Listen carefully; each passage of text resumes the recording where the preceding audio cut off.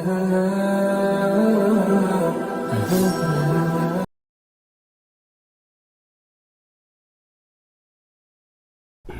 الله الرحمن الرحيم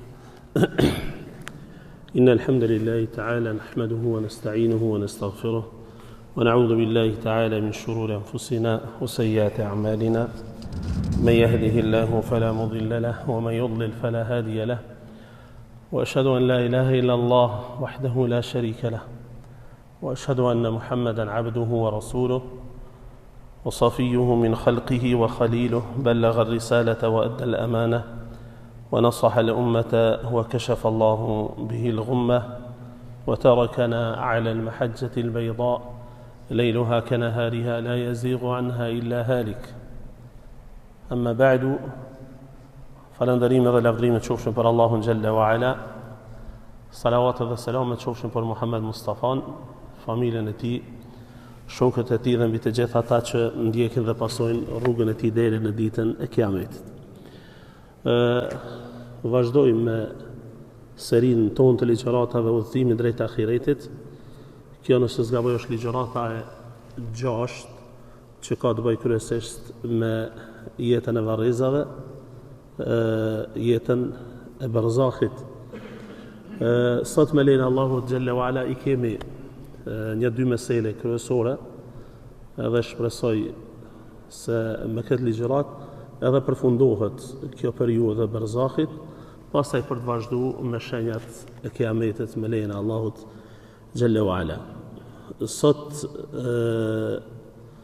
kemi meselen se gjithsesi është vazhdim i asaj që kem të shpjegu javën e kaluar për atë se i vdekuri a mundet të përfitoj prej punëve të gjallëve apo nuk mundet, apo nuk përfiton fare.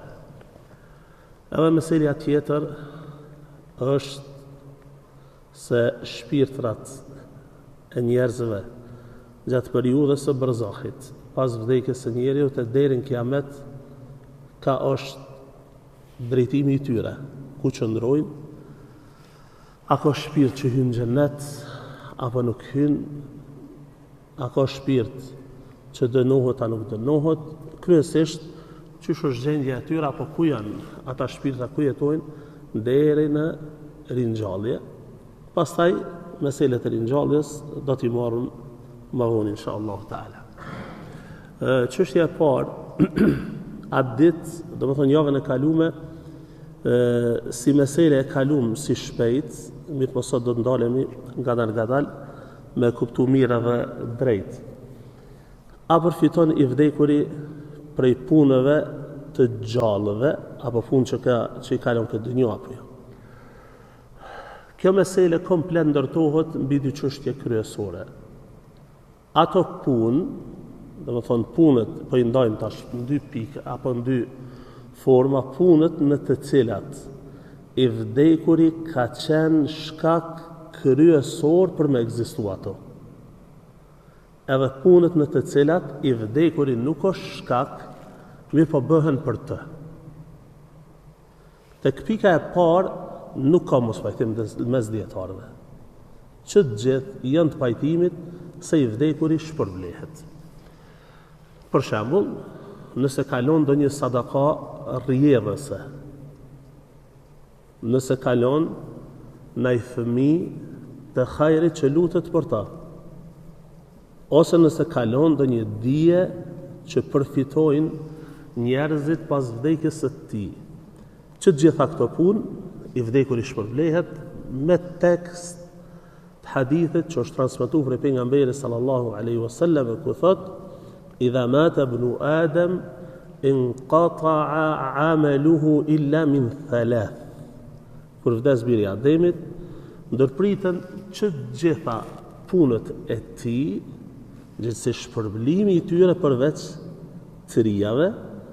E para është sadakatin xharia, një sadakë rrjedhëse që e lën edhe vazhdon ajo, e u ilmin yuntafa'u bihi, ndonjë dije kalon në një libër, kalon në një xhezim, kalon diçka që njerëzit përfitojnë prej saj, Edhe treta thot e waladin salihin yad'u lahu. Ose ndonjë fëmijë të hajrit që lutet për ta pas vdekjes së tij. Do të thonë këtoj punë është ai shkak kryesor për me ekzistuar. Në rregull, tek punë që ai nuk është direkt i involvuar, themi kështu, mirë po ato punë bëhen për ta. A shpërblehet i vdekuri, a nuk shpërblehet? Ka punë të cilat janë përmend me tekst hadithit, që është pyet pejgamberi sallallahu alaihi wasallam edhe është përgjigj se po. Për shembull për haxhin, është pyet pejgamberi sallallahu alaihi wasallam, prindi im është i shtyrë në moshë, nuk mundet me udhëtu për në haxh, nuk mundet me qëndru në mjetën e udhëtimit, afa ahujju anhu, a të bëj haxh për ta, ka thonë hujja anhu. Në rregull. Bën haxh për ta. Edhe automatikisht kjo vërtetohet me tekst se i vdekuri shpërblehet. Pastaj është një mospajtim të dietarët, po është mospajtim i vogël se a shpërblehet për haxhin apo shpërblehet për çato shumë që është shumë e parëve që është dhënë atij i cili e kryen haxhin për ta. Këtë mesele ka ngritë si problematik Muhammed ibn Hasan al-Shaybani rahimahullah, e përmend prej hanefive të vjetër, thotë sa i shpërblehet për shumën që e jep, e nuk shpërblehet për veprimin e haxhit si veprim. Mirë po si mendim nuk është i qëndrueshëm, Allahu Teala a'lam, ai shpërblehet për haxhin, se pejgamberi sallallahu alaihi wasallam ka thonë bën haxh për ta. Bën haxh për ta.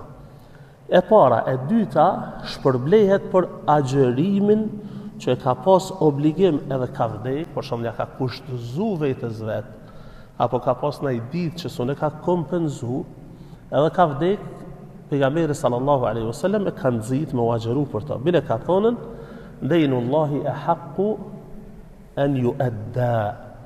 Haqi Allahu xhelal, tash për shembull nëse themi për dikon që ka borxh, pejgamberi pyetsin thotë, sikur të kish pas familjari jot borxh, a kishe me ja la atij borxhin? Ai thotë gjithsesi. Po kisha me ja kry borxhin. Atëherë thotë borxhi Allahut është më parsor për me u kry. Dejnullahi e haqqu an yuadda. Borxhi Allahut është më parsor. Do të thonë tash me këtë tekst edhe agjërimi shpërblehet, do të thonë shpërblehet i vdekuri me agjërimin që e bën një pasardhës i tij për ta, ose hadithet e përgjithshme për lutjet, hadithet e përgjithshme për dua, për sadakën e kështu me radhë. Në rregull. Vepra tjera a shpërblehet nëse bëhen ndonjë vepër tjetër që nuk janë përmend në tekst hadithit pejgamberit sallallahu alaihi wasallam. Këtu ka mos pajtim të ulemoja. Këtu ka mos pajtim beja gjithë gjatë të ulemoja. Edhe kjo çështje është ndërtuar mbi dy mesele kryesore. E para është ajo se pejgamberi sallallahu alaihi wasallam a është përgjigj apo me thonën qëndrimet e pejgamberit alayhi salatu wasallam që i ka dhënë për haxhin, për agjërimin, për duan, për këtë, për atë, a janë dhënë si shkak i pyetjes që u ka drejtu pejgamberi sallallahu alaihi wasallam, apo ai fillimisht i ka thonë? Apo kuptojnë si mesele? Që të përgjigje, që me thonë udhëzimet pejgamberit alayhi salatu wasallam, a janë dhënë si rrjedhoj e disa pyetjeve që ju kanë shtru ati, apo janë dhënën direkt prej tij pa u pyet? Këtë duhet me kuptu mirë, pastaj rrjedhimisht kuptohet edhe meselja. Këto janë rezultat i pyetjeve që ju kanë drejtu pejgamberit sallallahu alaihi wasallam. Për këtë arsye, kanë thonë ulemoja pejgamberi është pyet edhe është përgjigj në bazë të pyetjeve që ju kanë drejtu. Edhe tash çështja e haxhit, çështja e agjërimit nuk nën kupton se janë vetëm çeto edhe nuk ka tjera. E kuptuat se sikur pejgamberi alayhi salatu wasallam ti kish ligjëru sahabët edhe me thonën që kjo mesele nëse kryet për vdekurin shpërblehet, që kjo mesele nëse kryet për vdekurin shpërblehet, që kjo punë nëse kryet për vdekurin shpërblehet edhe hesht, atëra ish kuptu prej këtij qëndrimi, kishu me thonë se vapet e çtyne veprave shkojnë të vdekurit edhe asnjë tjetër. Për faktin se pejgamberi sallallahu alajhi wasallam i ka precizu. Ama përderisa janë përgjigje rrjedhoj e pyetjeve që ju kanë drejtu, atëherë ulemoja kanë thonën, kjo më nuk ka kuptim me thonë se vetëm ky numër është i caktuar. A e kuptuat meselen? Kuptuat meselen? Pasi janë rrjedhoj e pyetjeve, do më thonë është rezultat i pyetjeve që ju kanë drejtu, kanë thonën ulemoja, atëherë nuk ka që me thonën precizitet në këto punë, apo me thonën vetëm këto shpërblehet, jashtë këtyne jo. Kjo është meselja e parë, edhe e dyta, punët të cilat i bën ti, shpërblimi i tyre, bile thot Ibn al-Qayyim rahimahullah, kisha pas qef me lexu fjalën e tij, thot wa sirru al-mas'ala, sekreti i kësaj mesele është në të, enne thawaba milkun lil amil. Shpërblimet, tash përbën të një punë, jashtë këtyre punëve që i përmenëm, haxhin, agjërimin, sadak në kështë më radhë. Përbën një punë të mirë. Edhe shpërblimet e qasaj pune janë mulk i joti, pronësi e jotja. Fa idha tabarra'a bihi wa ahda ila akhihi al-muslim awsalahu Allahu ilayhi. Edhe nëse tash don me ja dhuru dikujt prej vëllezërve të tij, çat pronësit ti, do të shpërblimet e çasaj vepre don me ja dhuruan dikujt prej vëllezërve të tij, atëra thot padyshim se Allahu xhalla xhelaluhu thot ja dërgon sevapet e çasaj vepre të vdekurit. فما الذي خص من هذا ثواب قراءة القرآن وحجر على العبد أن يوصله إلى أخيه. Pse me thona vetëm që to janë, edhe me çfarë argumenti për precizojmë pastaj me largu punët e tjera, në këtë rast leximin e Kuranit?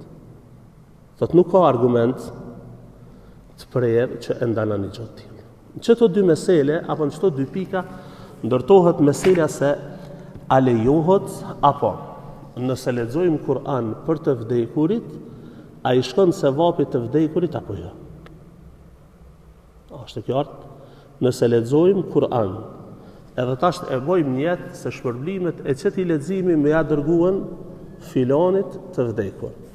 A shkon shpërblimi i saj ajo? Në bazë kësaj që përmenda deri tash, pa fije dyshimi shkon. Nëse morëm meselen kronologjikisht e trajtojmë, shpërblimi i leximit Kuranit edhe punëve të tjera i shkon pa fije dyshimi. Është e qartë?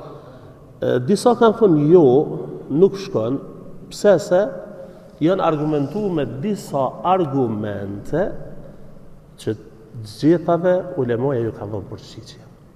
Për shembull, argumenti i parë kanë thënë wa an laysa lil insani illa ma sa'a. Njeriu nuk i takon diçka tjetër vetëm se punëve që vetë i ka bërë. Kjo është argumenti i parë. Edhe argumenti i dytë kanë thonën është hadithi që citova më lart kur vdes biri i Ademit i ndërpritet çdo punë përveç trijave. Nëse i analizojmë çto dy argumente, këto janë të folë i ndërpriten punët atij, e nuk janë të folë që i ndërpritet shpërblimi i punëve. A e kuptuat mes kësaj ka dallim. Wa an laysa lil insani illa ma sa'a, ulemoja kanë dhënë dy gjevabën këtë mesele. Nuk i takon njerit vetëm ajo se ka kryer. Gjevabi i parë është se nëse dikush lutet për ta, njeri tash prej punëve që i ka kryer këtë dynjë është edhe zgjedhja e shoqërisë mirë. Edhe Zotën duhet me punu për këtë. Me zgjedh shoqëri vëllezër të cilët luten për ty edhe pas vdekjes tënde. Prej rezultatit punëve tua është edhe zgjedhja e shoqërisë mirë të cilët luten për ty edhe shpërblimin e merr. Rregull e para, edhe e dyta, Abu al-Izz al-Hanafi rahimahullah thot wa huwa aqwa minhu, e dyta është edhe më e fortë përgjigjja e dytë sa e para, thot anna al-Qur'ana lam yanfi intifa'a ar-rajuli bi sa'i ghayrihi. Kur'ani nuk është ka e mohon përfitimin e njeriut prej punëve të tjerëve. Wa innama nafa mulkehu li ghayri sa'ihi. Mirë po është e mohuan për vetësimin e punëve të dikujt tjetër. Tash me thonë, për shembull unë kam shok butrintin fjala bjen, edhe tash punë të butrintit janë punë të mijat. Ja këtë sën, puna e butrintit është punë e tij. Mirë po shpërblimi butrintit që më adhuron, është shpërblimi jam. E kuptuat meselën tash? Wa bayna al-amrayn thot min al-farq ma la yakhfa. فأخبر الله تعالى pastaj e shpjegon meselën. Ndërsa te e dyta inqata amaluhu, i ka ndërprej punët e tij është e qartë. Ju ka ndërprej puna e jo edhe shpërblimi i saj. Pastaj e ka ngrit një problematik tjetër, kanë thonë se nuk është përmend prej selefit, prej dietarëve të hershëm që kanë bënë një veprim të tillë. Domethënë, i kanë dhuruar se vapet e punëve të tyre dikujt tjetër. Ama kjo është me boq, me thonë qëtë thirrje edhe me ndalu një gjotë tillë pas krejt që tyre trajtimeve, është e lashtë se na duhet me kuptu një sen se dietarët e hershëm, njerëzit e devotshëm nuk i kanë shfaq punët e tyre që menojmë na. Me dalën dikush edhe me thonë se une çka që të punë jam të bo për filon apo du me javon dhurat veprat e mira filonit. Kjo nëse hulumton që të gjo me gjithë të dietarët e selefit së në gjo. Ndërsa, për ata se janë lutë për vëllezërit e tyre të mëhershëm, Kur'ani ka përmend këtë gjo. Kur'ani ka përmend surën El-Hashr. Rabbana ighfir lana wa li ikhwanina alladhina sabaquna bil iman. O Zot, na i fal neve dhe vëllezërve tonë të cilët kanë kalu më herët. Kjo çështje është shumë e rëndësishme e kuptu që të trajtim. Meselja tjetër, e që rrjedhimisht është, shme thonën, lidhet me këtë meselë ngushtë, përfitimi i të vdekurit prej dëgjimit të Kur'anit. Meselja e parë kjo, përfitimi i të vdekurit prej sevapeve të leximit, ndërsa e dyta është përfitimi i të vdekurit prej dëgjimit që e bën Kur'anit. A dëgjon i vdekur, a nuk dëgjon, javën e kalum e përmendëm që kjo mesele nuk ka, shme thonën, është shumë e argumentuar e mirë për ato dietarë që thonë se të vdekurit dëgjojnë. Bile thotë veç pak një meselë qëtu është. Te puna e dëgjimit të vdekurve, Abu al-Izz al-Hanafi rahimahullah këtu thot nuk ka fi dëshimit që ata dëgjojnë. Mirë, thot kështu bile, wala shakka fi sama'ihi. Nuk ka dyshim që ata dëgjojnë Kur'anin. Mirë, pa përfitojnë prej dëgjimit Kur'anit, kjo është meselë në vetë. Walakin intifa'uhu bis-sama'i la yasih. Përfitimi i tyre prej dëgjimit nuk është e saktë. Bile thot, fa inna thawab al-istima' mashrutun bil haya, për faktin se shpërblimi, arritja e shpërblimit me dëgjim të Kur'anit është e kushtëzuar me jetën e kësaj bote, fa innahu amalun ikhtiyari wa qad inqata'a bi mawtihi. Kjo marrëvesh ka përfunduar me vdekjen e tij. Bal rubbama, gjëra këtë meselë këto. Bal rubbama yatadarraru wa yata'allam. Bile ka mundësi i vdekuri me u ndi keq, edhe me ndi dhimbje edhe trishtim. Pse? Çka e marrënia? Pse ka mundësi me bëj këtë? Për faktin se ky tani e dëgjon, ama nuk ka mundësi me reflektu. E kuptut? Tani ai kur ka ardhur në një gjendje, sikur ta shtosh me një jetë në barzakh, o të dëgju një thirrje të Allahu xhalla wala që në esencë nuk ju ka përgjigj se ka qenë këtë dynjë. Edhe ai qysh prej sprovave të varet thot I kam një njerëzit të thonë, po s'kam thonë. Edhe tash nëse e dëgjon domethënë I vdekuri, rrjedhimisht ai ka mundien keq, pse nuk ka reflektuar sa ka qenë këtë dynjë e që tash e ka kuptuar se çdo gjë që pas ka thirr Muhamedi sallallahu alaihi wasallam, që ka thirrë edhe Islami, ka qenë hak, mirë po unë nuk jam në gjendje me I përfill këto mësime. Tani erdha me një situatë që na kanë treguar më herët, mirë po unë si besoj kësaj, e që edhe dëgjim tani po e dëgjoj Kur'anin dhe ndjen dëmshuri për këtë punë. E kuptuat? Domethënë në çet aspekt ai mundet me u ndihen keq dhe me u lëndu. Domethënë këto dy mesele janë të ndara. A e dëgjon Kur'anin e dëgjon, a shpërblet me dëgjimin e tij jo. Ti tash për shembull nëse dëgjon Kur'anin këtë dynjë, e ke lëshu një kaset, e ke lëshu në kerra dhe jetu në thuan, po e dëgjon Kur'anin, po e dëgjon Menshavin, Husarin, ato këto, ti shpërblesh për çfarë dëgjim? Ti shpërblesh për çfarë dëgjim? A më I vdekur ja? Se ai shpërblimi është I lidhur ngusht me jetën te ku jeton këtë dynjë.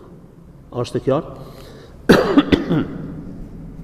Kjo është meselja e parë në këtë çështje. Edhe te dëgjimi I Kur'anit, te dëgjimi I të vdekurve, Sheikh Albani rahimahullah e ka pasë jenë të pasën gjithmonë po I referohem libret e Ibn al-Qayyimit rahimahullah. Ibn al-Qayyimit Kitabur Ruh, e që pasaj do ta shohim se edhe libri Abul Izz al-Hanafi ka një lidhje të ngushtë me këtë libër. Sheikh Albani rahimahullah në verifikimin e një libri të Alusit rahimahullah, libri ka emrin kështu: الآيات البينات في عدم سماع الأموات عند الحنفية السادات. Është libri Alusit rahimahullah, Shekhe ka verifikuar dhe ka punu këtë libër, ka nxjerrë prej dorëshkrimeve. Shekh Albani, Allah I rahmet pas. Në parathonje të librit thot për këtë librin Ar-Ruh të Ibn al-Qayyimit, librin mbi shpirtin. Thot e kam një dyshim se nuk ka mundësi Ibn al-Qayyim me shkruaj një libër të tillë. Thot këto I ngrit dy dyshime. Para, thot ose libri nuk është Ibn al-Qayyimit, nuk është Ibn al-Qayyimit fare, ose këtë libër Ibn al-Qayyim rahimahullah e ka shkruajt para se me u taku me Sheikh Islam Taymiyya rahimahullah. E që Ibn al-Qayyim I ka dy etapat historisë vet, para takimit dhe mas takimit me Sheikhin, me hoxhën e vet. E ngret këto posaçërisht e mesela se Sheikhi meselen e të vdekurve a dëgjojnë a nuk dëgjojnë, e ka të prejnë që thot nuk dëgjojnë. Nuk dëgjojnë. Edhe meselen e Bedrit, kur I ka thirrë pejgamberi alayhis salatu wasallam betejën e Bedrit pa besimtar të vdekur, thot kjo është specifike për pejgamberin sallallahu alaihi wasallam. E që na kemi shpjegu më herë. Ibn al-Qayyim thot se ja, kjo mesele është argument I qartë se të vdekurit dëgjojnë. Edhe meselja e leximit Kur'anit, disa mesele që Sheikh Albani kanë bërë me ngrit një pikë pyetje të madhe. E që Allahu Teala a'lem asnjëna nuk qëndrojnë. Asnjëna nuk qëndrojnë. Edhe nëse kjo na jep me kuptu diçka, jep me kuptu se njeriu mundet me gabu pa fije dyshime. Mirë po është interesant, Allahu Teala a'lem, se Sheikh Albani këtë çështje e ka qenë gatë. Ka qenë zakon dhe Sheikhi me u kthyen, nëse ka gabu në diçka me u kthyen edhe dhe ka pas një farë rregull dhe ka përmend el ilmu la yaqbalu al jumud, dhia nuk pranon ngurtësi. Pse po them kështu? E para është se Ibn al-Qayyim rahimahullah këto mesele I ka të ndërtuar mirë edhe janë mendimet të tij për cilat ka vdekë dhe ka qenë ky mendim jo vetëm Ibn al-Qayyimit, mirë po I komplet shkollës, themi kështu të Ibn Taymiyes. Krenzon sa të Ibn al-Qayyim, të Ibn Taymiyes. Çeto qëndrime që I përmend Ibn al-Qayyim në Kitabur Ruh, që të gjitha I bart Ibn Kathir rahimahullah në tefsirin e tij. E nëse kthehesh edhe I hulumton me xhmul fatawa të Sheikhul Islam Taymija, që të gjitha mes këto mesele që kemi trajtuar deri sot janë të njëjta. Edhe këta nuk kanë ardhur me një diçka të re, po janë mendime dietarëve të hershëm. Janë mendime dietarëve të vjetër. E para, e dyta, qëndrimi I Sheikhit Allah e mëshiroft, se Ibn al-Qayyimi këtë libër e ka shkruajt, para nëse themi se ka shkruajt, themi mundemi me konkludu se këtë e ka shkruajt para takimit me Sheikhul Islam Taymija. Nuk qëndron as fare.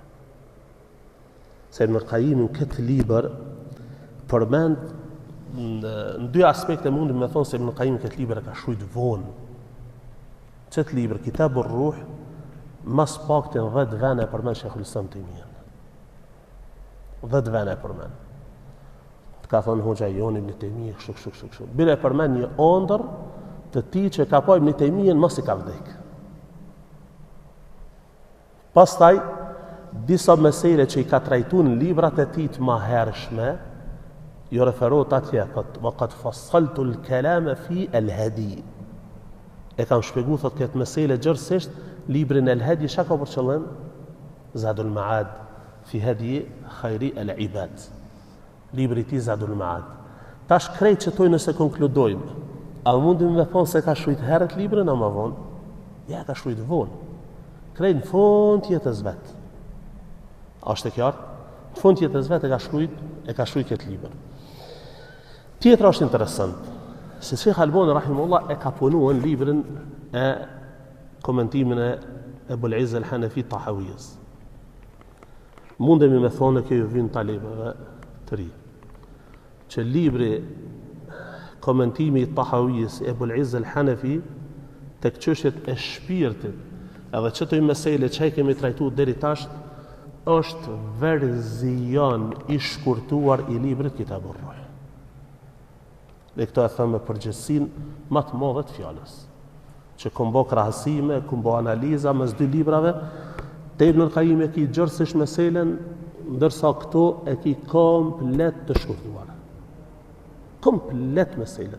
Pik për pik e hecë mastina. E që dhe kjo ka qenë hoxhi kësaj medrese, mirë po Allahu Teala alem rrethonat kur ka jetu kë, në Egjipt ka qenë atje, si duket nuk ja kanë mundësu me u përmend Ibn Taymija ose Ibn Qayyim ose dikush, e që kanë kaluar dhe histori tilla tek shumë dietar, jo për shembull veç te ky, që nuk I ka përmend kërkon Ibn Qayyim si referohet hiç. Mirë po nëse merr edhe krahason, e shef se mundem me thonë është verzion I shkurt I librit Ar-Ruh. Në rregull. Sheikh Albani ka punuar çet libër.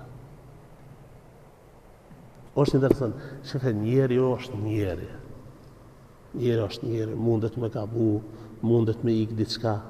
Tash veç pak mu pasnol me I krahasu me këtyre dy librave, e shef se kjo është trajtim I hoxhallarëve të vjetër. Edhe në fund razime që ato që e ka trajtuar Ibn al-Qayyimi, edhe kërkush nuk ju ka qas këtyre meseleve për shembull në këtë formë, me thonë se libri s'është Ibn al-Qayyimit, ose libri e ka shkruajtur Ibn al-Qayyimi në këtë periudhë, e nuk e ka shkruajtur në periudhën tjetër. Pastaj meselja tjetër po e krym si shpejt, ku qëndrojnë shpirtrat e të vdekurve pas jetës apo pas vdekjes së tyre deri në kiamet. Kanë fol ulemoja për këtë mesele gjatë, që Ibn al-Qayyimi dikon këtë libër I përmend mbi 70 faqe të kësaj. E Ebul Izz al-Hanafi e shkurton komplet qëndrimin e Ibn al-Qayyimi në 3 faqe. Në fund Ibn al-Qayyimi e përmbledh këtë mesele në disa pika. Edhe thot kështu: فإن قيل فقد ذكرتم أقوال الناس في مستقر الأرواح وما آخذهم فما هو الراجح من هذه الأقوال حتى نعتقده. Se qëndrimet janë, dikush kanë thonë shpirtat e xhenetlive tek burimi I Zemzemit, shpirtat e xhenemlive diku në Yemen me një grop, dikush ka thonë xhabia në Siri, dikush ka thonë vetë në xhenet, dikush ka thonë xhenem, dikush ka thonë qiell, dikush ka thonë tokë, kështu me radhë. Ibn al-Qayyim pas i analizon krejt këto mendime dhe argumentet rreth kësaj çështjeje, thot al-arwahu mutafawitatun fi mustaqarriha fi al-barzakhi a'zama tafawut. Thot janë kjo mesele shpirtat e njerëzve gjatë periudhës së varrezave, thot janë të lloj-llojshëm. Edhe kanë, thot, shme thonë ndryshim të madh mes vete. E para është prej tyre, thot, janë në xhennetet e larta të Allahut xhelle xhelaluhu. E këta janë shpirtat e pejgamberëve. Edhe pejgamberët pastaj në xhennet e kanë dallim. Pastaj janë shpirtat e shahidëve, që janë zogjë të gjelbërt dhe lundrojna për xhennete. Fluturojna për xhennete. Mirë po jo krejt shahidët. Ka prej llojeve të shahidëve që i pengon borxhi i tyre për me hyen, për me u konë të njëjtën pozitë. Dikush mundet me shtru pyetje, a hyn shpirta në xhenet para kiametit? Njerëzit a hyn në xhenet para kiametit? Se xheneti dhe xhenem janë të krijuar. Janë të krijuar, kry mesela e saj. Argument për to është mesela e Isras dhe Mi'rajit, që i ka pa pejgamberi alayhis salatu wassalam. Mirë po, këto komplet hyn pas llogarisë. E tash qysh pejgambert me qenë xhenet edhe në këtë periudhë, qysh shahidat me qenë xhenet në këtë periudhë, kanë thonë në ulemoja, këto janë me argument, me hadith, janë përmenta, kanë thonë në ulemoja, kjo hyrje është hyrja e shpirtrave dhe jo trupave. Ajo që ka mohohet se nuk munden me hynë xhenet para ditës kiametit, është bashkimi i shpirtit me trup. Prej tyre ka, thot, prej shpirtave ka që janë të ndalur tek dyert e xhenetit, edhe nuk hynë ende, thot, qëndrojnë aty. Është hadithi pejgamberit sallallahu alaihi wasallam, të cilën e shënon Imam Ahmedi dhe Hakimi, ra'aytu sahibakum mahbusan ala babil jannah. E kam pasur shokun tuaj duke qëndruar tek dera e xhenetit. Prej tyre është që qëndron në varrin e tij, edhe dënohet në ta. Thonë vazhdimisht është varr. Është rasti kur një rob, themi pejgamberi sallallahu alaihi wasallam, në vetejën e Khajberit, është duke i shërby pejgamberi sallallahu alaihi wasallam diçka, edhe vjen një shigjet edhe e rrok në vend e mbyt. Kanë bërtit sahabët, kanë thonën min ehli l'gjenne, huwa min ehli l'gjenne. Ajo është prej xhenetlive. Pse se ka vdek tu i shërby pejgamberi sallallahu alaihi wasallam. Pejgamberi sallallahu alaihi wasallam ka thonën kella, kursesi, walladhi nafsi bi yadihi, pasha atë në dorën e të cilit është shpirti im. Inna shamla allati ghallaha latashta'ilu alayhi naran fi qabrihi. Ajo, themi kështu, pelerina të cilën e ka marrë prej plaçkës së luftës, hala pa u nda, thot ka me qenë zjarën për ta në varrin e tina. E që kanë thonë ulemoja, e të shtailu, që kjo formë e ligjërimit nënkupton vazhdueshmërinë. Ka me vazhduan me qenë dënimi i tij në varr vazhdimisht për çka? Se e ka marrë një diçka para se më u nda prej plaçkës luftës. Është hadithi i gjatë kur njëri pastaj kur e ka pa këtë dënim trisht, ka pruar ndo, themi kështu, do toja të nalloneve që i ka lidhur me to, ka thonë i dërguar i Zotit, që to i ku morën e po i kthej. Kë vdeq edhe ka këtë dënim që ka marrë prej plaçkës luftës hala pa u nda. Unë më paramendu se plaçka luftës kur është marrë është tubu me një vend fillimisht, pastaj pejgamberi sallallahu alaihi wasallam e ka nda me sahabëve. E ky person e ka marrë që themi që pelerin që gjybe para se me filluan me u nda plaçka e luftës, pejgamberi alaihi salatu wasallam ka thonë, kjo ka me qenë dënim për ta në varrin e tij. Prej meseleve që kanë përmendur ulemoja në këtë hadith, lidhet me një seri të ligjëratave që i kanë pas, se kjo është shenjë e pejgamberit ti sallallahu alaihi wasallam.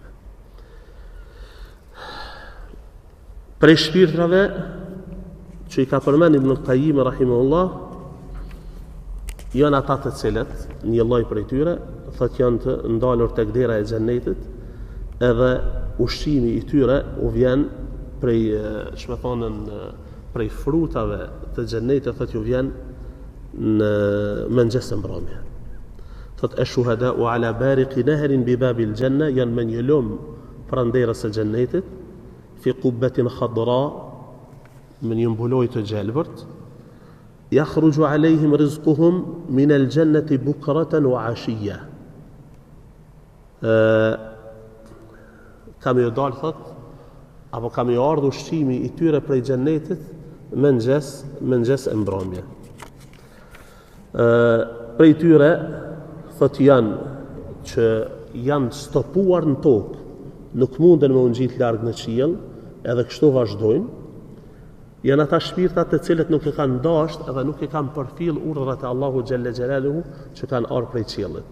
Edhe më Qayyimi këto në këtë rast e bën ndarjen e shpirtrave në al-ardhiyya was-samawiyya. Al-ardhiyya janë ata njerëz të cilët interesi i tyre kryesor kanë qenë çështjet e dunjos. Nuk ju kanë interesuar mësimet që kanë ardhur prej qiellit. Domethënë mësimet e feve. Ndërsa as-samawiyya janë ata të cilët i kanë përfill urdhrat e Allahut xhalla xhelaluhu. Pastaj ka prej shpirtrave që dënohen atë marrësh me shpirtat e mëkatarëve, e kështu me radhë fa li hadhihi al-anfus. Pastaj thotë Ibn al-Qayyim rahimahullah, për këtë mesele i përmend etapat në cilat kalon njeri. Etapën barkun e nonës, etapën këtë dynjë, etapën në barzakh edhe etapën e ahiretit, edhe thotë secila që vjen pas tjetrës është më e vështirë se tjetra. Është më e vështirë se tjetra. Allahu Teala alem.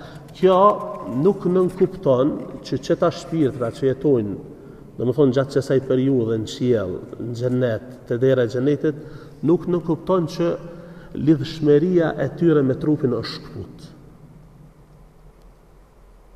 Nuk nënkupton që lidhshmëria e tyre me trupin është shkput komplet. Se na e dim që komplet ajo është botë tjetër, edhe kemi thonë se nëse shkon te varrezat edhe jep selam, ata e ndihen një gjë të tillë. Kjo nënkupton që lidhshmëria e tyre me trupat e tyre vazhdon. Forma si tek qysh, Allahu Teala a'lam. Qëto janë meselet kryesore, po them, që kanë bëjnë me shpirtin dhe jetën e barzahut, nuk do me thonë kjo se janë vetëm këto e nuk ka tjera, ka detaje tjera shumë, si që libri Ibn Qayyimit është 2 vëllimet më vaja, si që shihni, mirë po këto janë kryesore, nëse i kupton që to baza, edhe vazhdon pastaj me lexuan, me u thelluan këtë çështje, i kupton se këto i çështje ose i kanalizon këtë onë ose i drejton këtë onë, do me thonë shpresoj që këtë kapitull, nëse i kupton çdo mesele, deri tash ai nuk më mirë, nuk i më pas ndonjë problem, në të ardhmen çfarë do argumenti që del përpara. Allahu Teala a'lam. Inshallah për javës tjetër fillojmë me shenjat e kiametit. Allahu Teala a'lam wa aqulu qawli hadha wa astaghfirullaha li wa lakum.